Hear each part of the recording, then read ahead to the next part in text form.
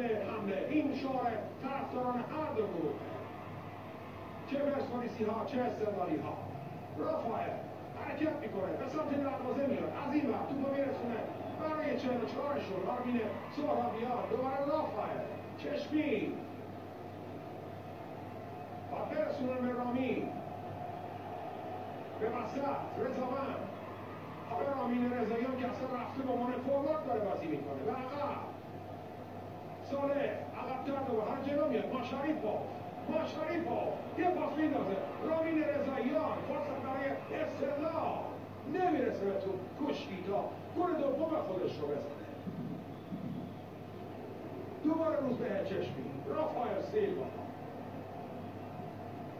15 دقیقه فوتبال ناب خواهیم دید از یاران دو تیم استقلال و پرسپولیس به سمت دروازه و کنانی میدارن تا بره با توپ گنداز برسه.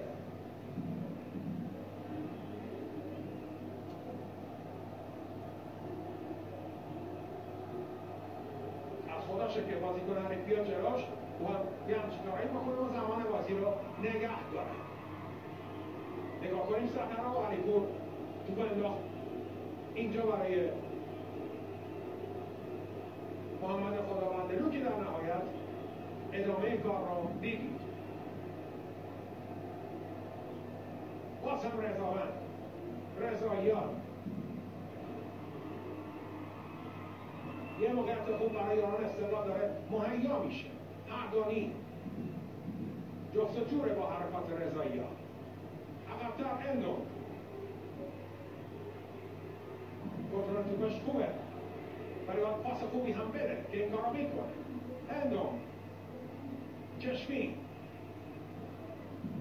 زیر چشمی حواسش هم به سردار هست، میده حالا برای رافائل سیلوا. ماشاریفو رافائل یه فرصت، یه اشتباه، موقعیت، یه تکل عالی از رافائل نجات داد استقلال از گل سوم. عالی بود تکل رافائل سیلوا.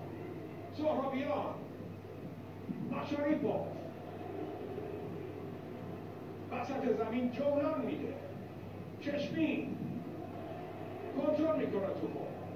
صالح اردانی رضایی دیگه رامی که اصلا رفته جلو، دیگه اصلا به عنوان مدافع روش فکر نکنه.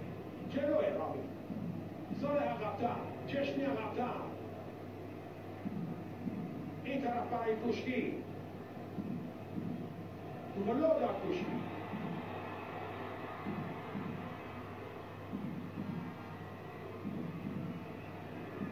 ایوب مهری